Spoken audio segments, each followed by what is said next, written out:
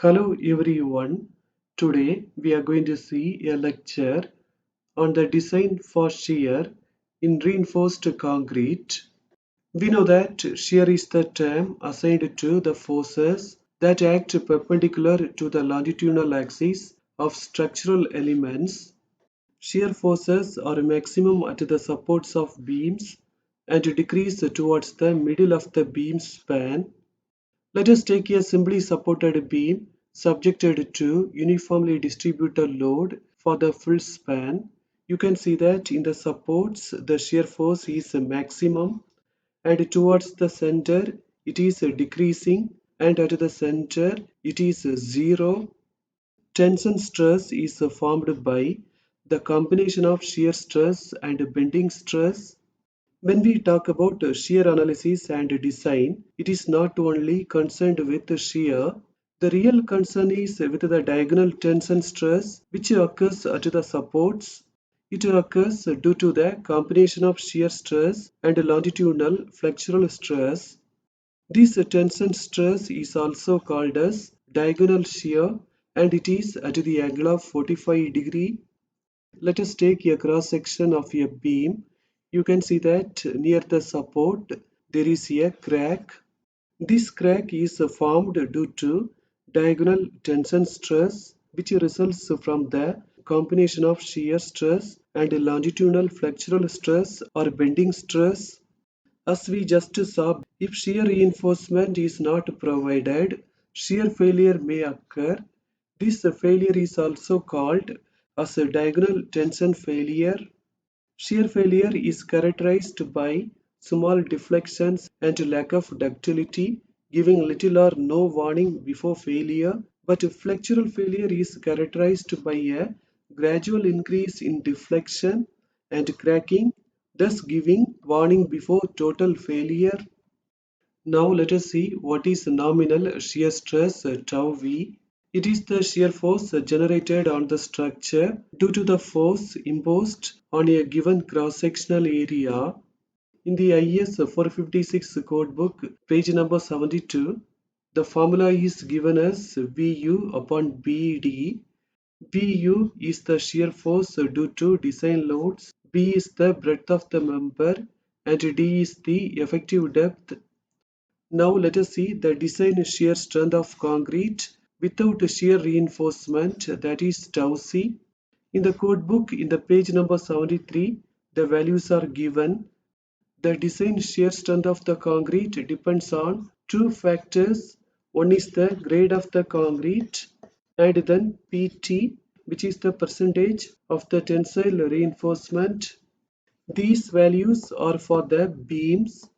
For the slabs, with those values, we have to multiply with K. The values of K are given in the code book, page number 72. Now let us see the design shear strength of the concrete with a shear reinforcement tau c max. In the page number 73, you can see them.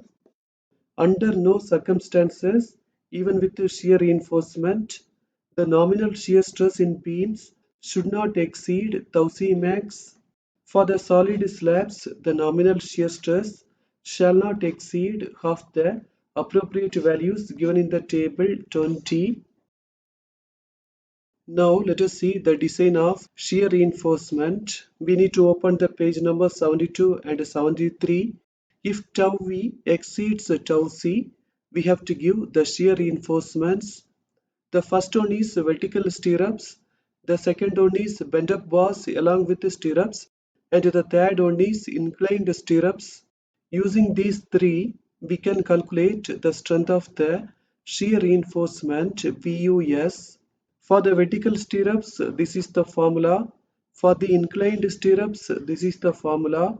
And for the bent up bars along with the stirrups, this is the formula.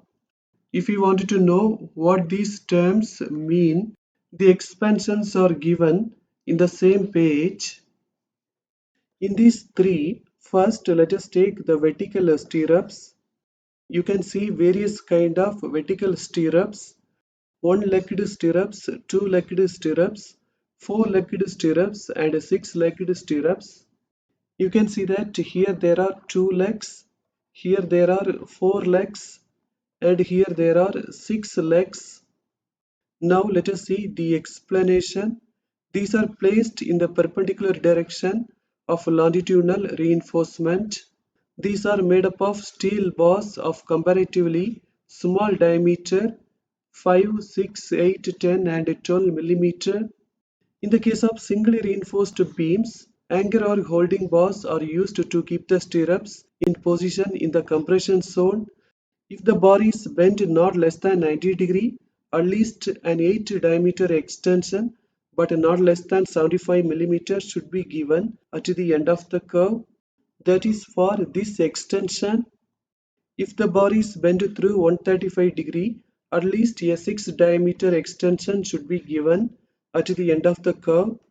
And if the bar is bent through 180 degree, at least a 4 diameter extension should be given at the end of the curve.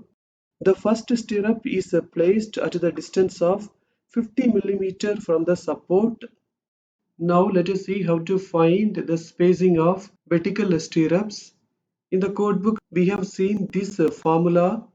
We can take SV on the other side, so it will come in the numerator, and we can take VUS on the other side, so it will come in the denominator. Using this formula, we can find the spacing of the vertical stirrups SV. Now let us see how to find the minimum shear reinforcement. Even though tau B is less than tau C, we have to provide the minimum shear reinforcement. These are the reasons why we are providing. Any sudden failure of beams is prevented if concrete cover bursts and the bond to the tension steel is lost. Brittle shear failure is arrested, which would have occurred without shear reinforcement. Tension failure is prevented, which would have occurred due to shrinkage, thermal stresses, and internal cracking in beams. The minimum shear reinforcement is provided to hold the reinforcement in place when concrete is poured, and also to act as a tie for holding the beam reinforcement. We can modify this formula like this.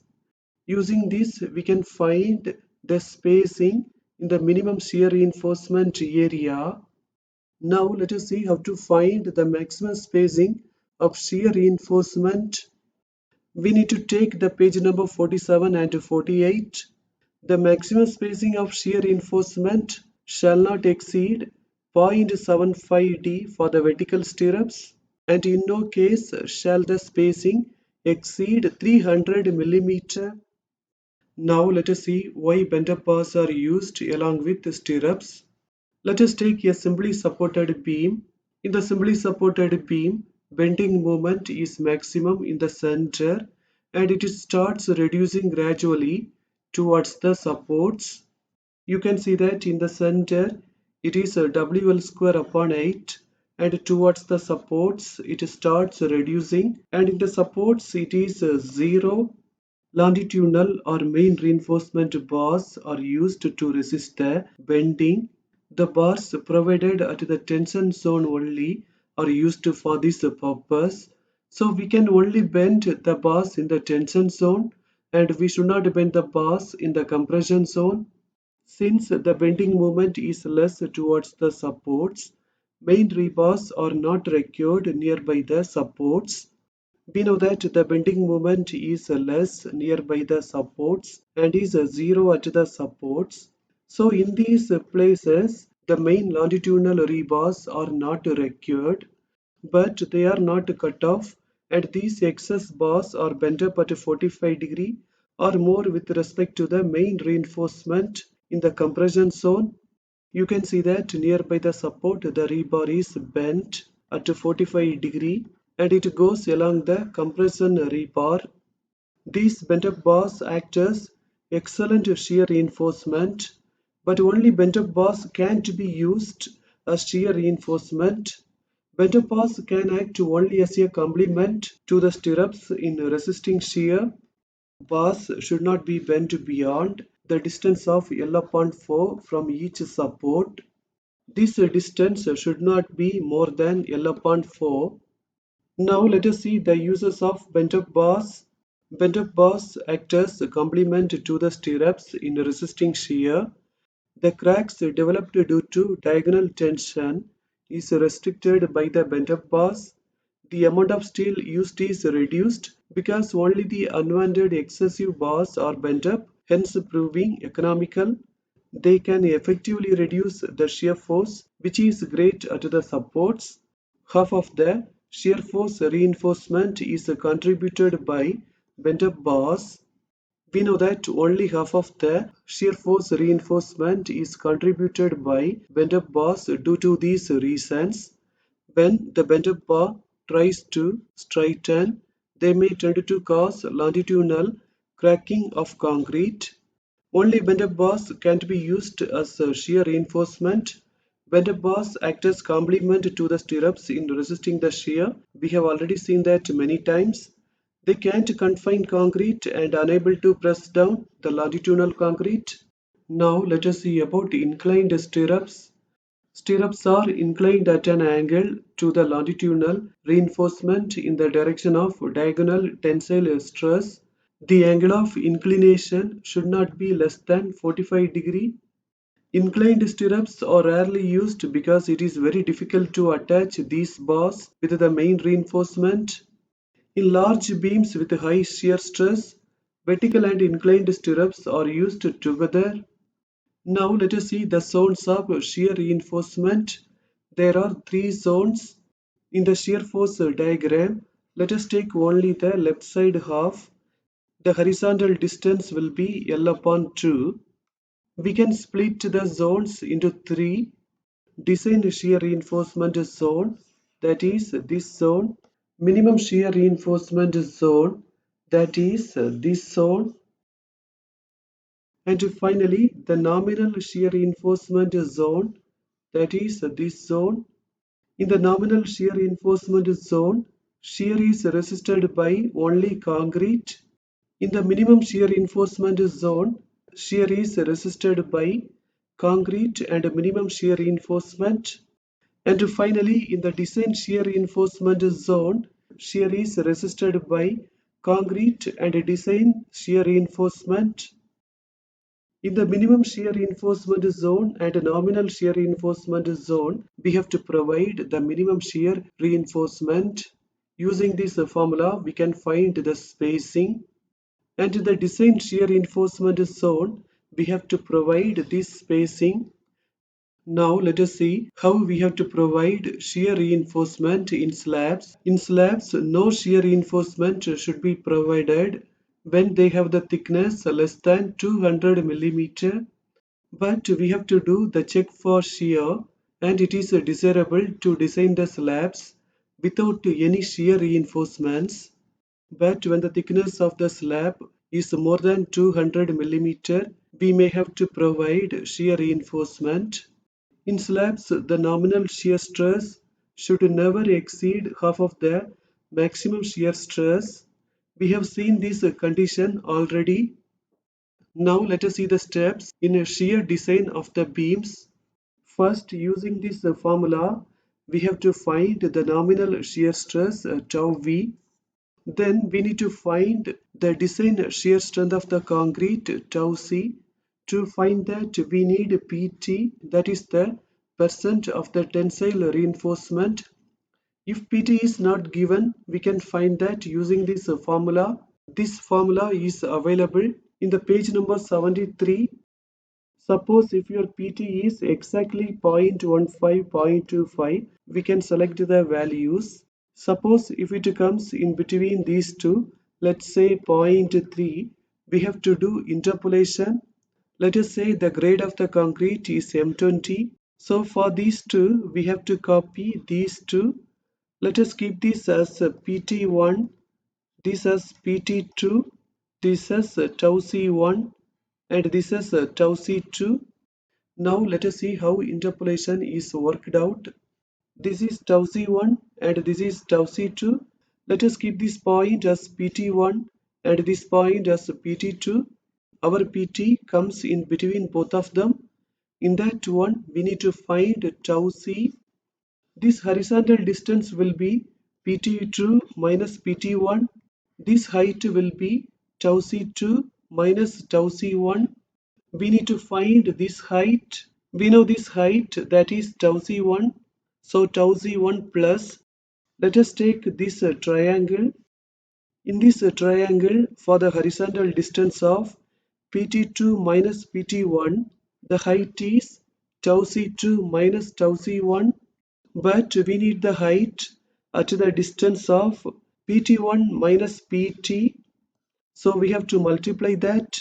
This is the way of interpolation to find tau c. Then we have to check if shear reinforcement is required. If tau v is less than tau c, shear reinforcement is not required. However, we have to provide the minimum shear reinforcement. Then we have to apply the check for spacing. Out of these three, we have to take the minimum. Then the design is over. If tau v is greater than tau c, we have to provide the design shear reinforcement. Using the formula, we can find the shear force VUS. If bent-up bars are used, we have to find the shear resisted by the bent-up bars using this formula. But this value should not be more than VUS upon 2. If this one is more than VUS upon 2, for VUSB, we have to take VUS upon 2. If bent-up bars are not used, we should not use this step. Now we need to find the shear force to be resisted by the vertical stirrups. If bent-up bars are not used, VUSV will be equal to VUS. If bent-up bars are used, VUSB will be VUS minus VUSB. Then using this formula, we have to find the spacing. Since the shear force is to be resisted by the vertical stirrups, instead of VUS, we can write as VUSV. Then we have to apply the check for spacing. We have to take the minimum of these three. Then we have to find the distance for which this spacing is required. For rest, we have to use the minimum spacing. We know that nearby the supports, we have to provide the design spacing. But in the central portion, we can provide the minimum spacing. In the next video, we can see the problems. Now we are going to end this session. Thank you for watching this video.